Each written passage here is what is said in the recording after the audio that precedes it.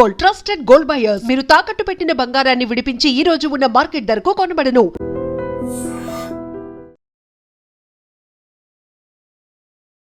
నమస్తే రమగారు. నమస్తే జయ. రమగారు, మనం ఎక్కడ జరగంది, ఎప్పుడు వినంది, ఊహకు కూడా అందంది అలాంటి కథ ఏదైనా ఉందండి? బోల్డ్ కథలు ఉన్నాయి. ఓ, ఎప్పుడు చెప్పండి ఒకటి చెప్దాం. యాక్చువల్గా ఈ కథలు చెప్పడానికి పర్మిషన్ తీసుకోవాలనుకుంటా, ఓకే, అనుకుంటున్నాను నేను. కానీ ఇది ఒక పరిచయంగా చెప్దామని ఇది ఒక ప్రయత్నం చేస్తున్నాం. తప్పకుండా. ఈ కథ పేరు హాహా హూహు. ఏంటి రమగారు? నువ్వు సరిగ్గానే విన్నావు. హాహా హూహు. హాహా హూహు. అన్ని హాలే. అన్ని హాలే. మొదటిది 2 దీర్ఘాలు, తర్వాతది 2 ఉత్వాలు. హాహా హూహు. ఎవరైనా సంస్కృతం చదువుకున్న వాళ్ళకి శబ్దాలలో హాహా హూహు ఒకానొక గంధర్వుడు అనే అర్థంతో శబ్దం ఉంటుంది. ఇది హాహా హూహు అనేది ఒక శబ్దంగా కూడా మనకు కనపడుతుంది. ఇది ఒక పేరు. ఇది విశ్వనాథ సత్యనారాయణ గారు రాసింది. 60s లోను ఇంకా 50s లోను రాయబడి ఉంటుంది. బహుశా చాలా పాతది. అంత పాత రోజుల్లో వీరికి ఇలాంటి ఆలోచన రావటమే చాలా ఇంతైన విషయం. విశ్వనాథ సత్యనారాయణ గారిది తెలిసిందే మనకు, కొంచెం నారికేళ్ల పాకం. ఇప్పటి రోజుల్లో మనం మామూలుగా తెలుగు పుస్తకాలు చదవగలిగిన వాళ్ళు సత్యనారాయణ గారిని చదవలేరు. నిదానంగా ట్రై చేసి చదివితే ఎంత అత్యద్భుతమైన సాహిత్యం ఉందో. వారిది 1000 పడగలు చాలా ఫేమస్ కదా. 1000 పడగలు ఎప్పుడు నువ్వు అడుగుతావు 1000 పడగలు చెప్తారని. 1000 పడగలు చెప్పటమే సాహసం.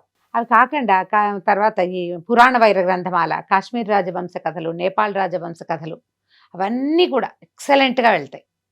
ఈ హాహా హూహు ఒక ముక్తకమైన కథ, డిఫరెంట్గా చెప్పబడింది. ఇది లండన్లో జరిగినట్టుగా చూపిస్తారు. ఒకనాడు ఆ లండన్ ప్రజలకి ఒక జంతువు ఒకటి నేల మీద పడిపోయి కనపడుతుంది. ఆ జంతువుకి గుర్రం తల, మానవ శరీరం, తర్వాత మెళ్ళో ఆభరణాలు, చేతులకి ఇక్కడ ఉండాల్సినవి ఇక్కడ కట్టుకునేవి, మనకి దేవతల ఆభరణాలుగా కనపడేటువంటి అన్ని ఆభరణాలు ఉన్నాయి. కాళ్ళకి అందెలు ఉన్నాయి, 10 వేలకి ఉంగరాలు లాంటివి ఉన్నాయి, కాలికి కూడా ఆభరణాలు ఉన్నాయి. వస్త్రం, నడువుకు ఒక పంచ, ఉత్తరీయము ఉన్నాయి. పంచ కట్టుకుంది, ఉత్తరీయం ఉంది. తనకి వీపు మీద 2 పొడుగాటి గాయాలతోటి ఆ జంతువు నేల మీద పడిపోయి కనపడింది. అదేదో విచిత్ర జంతువు, ముఖం గుర్రంలా ఉందిగా. వీళ్ళు తీసుకొచ్చి ఒక జైలు లాంటి దాంట్లో పెట్టారు. దానికి మెల్లిగా స్పృహ వచ్చింది. ఏదో అరుస్తుంది, మాట్లాడుతున్నట్టుగా ఉంటుంది. అదేం మాట్లాడుతుందో వీళ్ళకి తెలియదు, వాళ్ళకి అర్థం కాదు. క్రమంగా జనాలు వచ్చి చూడడము, అదేదో సంభాషణ నేర్పుతోందని వీళ్ళకి అర్థం కావటము తెలుస్తుంది. ఇది జంతువు అయితే దీనికి వస్త్రాలు ఆభరణాలు ఎలా ఉన్నాయి? అదే కదా, వస్త్రము ఆభరణం ఉండకూడదు. ఆ వస్త్రం తర్వాత నీళ్లు కావాలని అడుగుతోంది. సరే, నీళ్ళు ఎట్లా ఇవ్వాలి? దాన్ని బయటికి తీసుకొస్తే అది ఏం చేస్తుందో వీళ్ళకి తెలియదు కదా. ఓ పైపు తోటి నీళ్ళు ఇస్తే స్నానం చేయటము, బట్ట జాడిచ్చి ఆరేసుకోవటము, ఆరిన బట్ట కట్టుకుంటుంది. వాళ్ళు ఆహారం తెచ్చిపెడితే అవేవి మాంసాహారం తీసుకోకుండా పళ్ళ మీద నీళ్లు చల్లి పళ్ళు తినడం, మంచినీళ్ళు తాగటం, తర్వాత బాస్పెట్లు వేసుకుని చక్కగా కూర్చొని ధ్యానం చేసుకోవటం.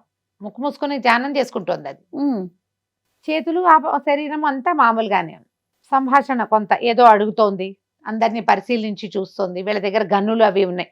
మరి జంతువుని కాపలాగా వేయడానికి సెక్యూరిటీ వాళ్ళు ఉంటారు కదా, ఆ గన్ను అడిగి తీసుకుని ఆ గన్నుతో ఏం చేస్తున్నారు? మళ్ళీ అది గన్ను ఇస్తే అది ఎంత పెద్ద ఎత్తైనదో, అది పొట్టి చిన్న సైజు కాదు, చాలా పొడుగు.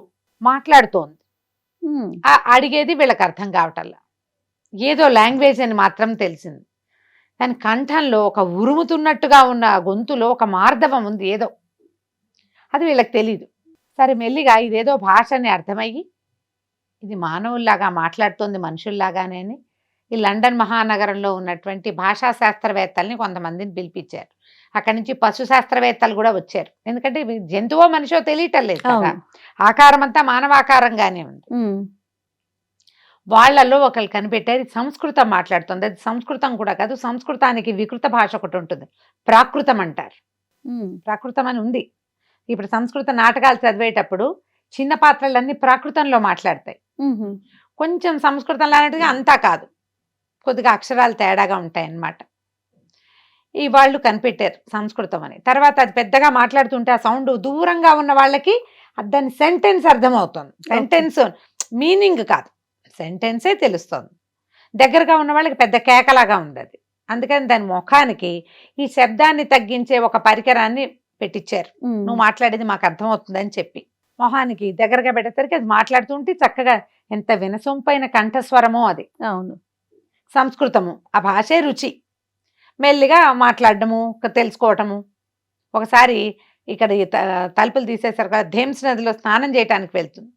అతను ఇలాగా చేతులు కదిపితే పైనున్న దాని థేమ్స్ మీద ఒక ఈ బ్రిడ్జ్ ఉంటుంది కదా, అవన్నీ అల్లకల్లోలంగా అయిపోతాయి.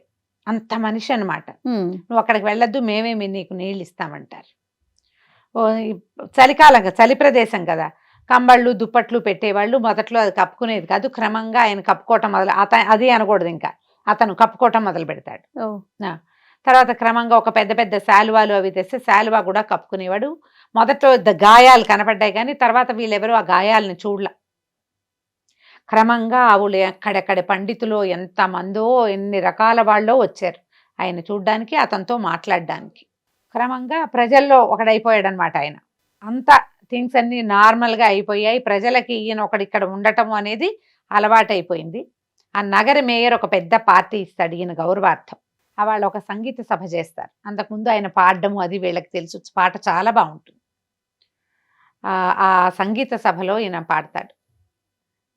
అతను అదేదో వాయిద్యం వాయిస్తున్నారు వాళ్ళు, ఈయన పాడుతుంటే అందరూ మైమర్చిపోతారు. ఉన్నట్టుండి వాళ్ళకి తెలుస్తుంది తమ వింటున్న గానం మనకి ప్రపంచానికి చెందింది కాదు. ఈ వ్యక్తి చేతిలోకి ఒక కిన్నెర లాంటి, ఒక వీణ లాంటి సాధనం వచ్చినట్టు కనిపిస్తుంది. ఓహో, ఆయన వీణ మీటుతూ ఉంటాడు. వీళ్ళందరూ అలౌకికమైన సంగీతంలో మునిగిపోతారు. తర్వాత వాళ్ళకి తెలుస్తుంది ఆయన మీద నుంచి ఆ ఉత్తరీయం జారిపోతుంది. వెనకాల నుంచి బంగారపు రంగు రెక్కలు కనపడతాయి. వీళ్ళందరూ చూస్తుండగా ఆ రెక్కలు అల్లార్చి ఆయన ఆకాశంలోకి ఎగిరిపోతాడు. ఆయన ఒక గంధర్వుడు. హాహాహుహు, ఒక గంధర్వుడు, దాని అర్థమే అది. ఈయనకి విమానం వల్ల, విమానాలు తిరుగుతాయి ఈయన లండన్ మహానగరం మీద, విమానం తగిలి రెక్కలు తెగిపోయి అక్కడ పడిపోయాడు. రెక్కలు లేక ఎగిరి వెళ్ళలేకపోయాడు. కిన్నరుడు, కింపురుషులు ఇలాంటి జాతులు ఉన్నాయి. ఈ గుండ్రముఖం కలిగిన వాళ్ళని కిన్నరులు అంటారు. వాళ్ళు సంగీతం పాడేవాళ్ళు అనమాట. అద్భుతమైన గాయకులుగా ఉంటారు. కిన్నర కింపురుషులని వింటామా? ఈ రెక్కలు మొలిచినాయి నిదానంగా. తనకి రెక్కలు మొలుస్తున్న సంగతి ఈ శాలువాతోటి ఆయన కప్పేస్తాడు, చూడనివ్వడు ఎవరిని. క్రమంగా రెక్కలు పూర్తిగా ఫామ్ అయ్యేదాకా వాళ్ళతోటే ఉండి తర్వాత ఆ సంగీత సభలోని ఆయన పైకి వెళ్ళిపోతాడు. ఇది మొదటి నుంచి చివరి దాకా ఏకబిగిన చదివిస్తుంది ఈ పుస్తకం అన్ని. కేవలం నేను కథను పరిచయం చేశాను అంతే. విశ్వనాథ్ సత్యనారాయణ గారి దీని పేరే ఇది, హాహాహుహు. చాలా బాగుంది రమ్మ గారు. ఈ కథని సంపాదించి చదవండి. మీకు అర్థం కాకపోతే కొంచెం తెలుగు బాగా వచ్చిన వాళ్ళ పక్కన కూర్చోబెట్టుకుని చదివించుకోండి. వ్యక్తులు ఎలా మనుషులు ఆలోచిస్తారు, ఎక్కడైనా సరే సంగీతం ప్రజలను ఎట్లా ఆకర్షిస్తుంది, భాష ఎట్లా మనుషుల్లో డెవలప్ అయింది, అవన్నీ భావాలని చక్కగా చూపిస్తారు. చిన్న పుస్తకమే. మామూలుగా ఆయన నావెల్స్ అన్ని పెద్దవి పెద్దవిగా ఉంటాయి, పులిముగ్గు అవన్నీ పెద్దవి, చాలా బాగుంటాయి పెద్దవి. ఈ చిన్న పుస్తకం కూడా చాలా ఆకర్షణీయంగా ఉంటుంది. మీరు మిగిలినవన్నీ చదివినా చదవకపోయినా హాహాహుహు చదవండి తప్పకుండా రమ్మగారు. For more videos, Please subscribe to iDream. Please subscribe to iDream. Please subscribe iDream. And please subscribe to iDream. For more videos, subscribe to iDream. please like, share and subscribe to the channel. Congratulations, iDream. Subscribe to iDream. Subscribe to iDream. So subscribe to iDream Media. iDream ki iDream team andarki huge congratulations. Please subscribe iDream Media. Please subscribe to iDream. Subscribe iDream. Please subscribe to iDream. iDream అంటే నా కళల ఛానల్ను subscribe చేసుకున్న నోరు తిరుగుతలేదు, మీరైతే గంట గుర్తు కొట్టండి. For more such videos, please subscribe to iDream. Subscribe to iDream. Please subscribe to iDream. Please subscribe iDream Media. Please do subscribe to iDream. Please subscribe to iDream Media. For best entertainment and information, please subscribe iDream. And don't forget to subscribe to iDream.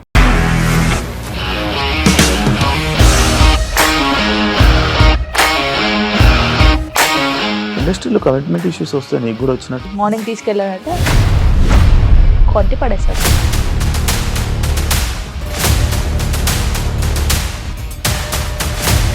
ఒక్కళ్ళు కూడా చూడలేదు ఈ cinema అని చెప్పడానికి కూడా చాలా ధైర్యం కావాలి. అది నిజం కదా, దాంట్లో ధైర్యం ఏంటి? ఇది నెక్స్ట్ డే ప్లేట్ మార్చేస్తే తప్పు కదా. As of now we are comfortable this అని నేను అనుకుంటున్నాను. రష్మిక గారిది మీది ఒకే ఊరంట కదా. నీకు కోపం వచ్చిందంటే బాగా తిట్టేత్తరా? తిట్టేద్దామండి. నిజంగా గేమ్ ని ఎలా చేంజ్ చేయగలిగారు? ఏపీఎస్ఎఫ్సి వాళ్ళకి 6 నెలల్లో నేను 6 లక్షలు కట్టా. బిజినెస్ చేయాలనుకుంటే it is as difficult as riding a tiger.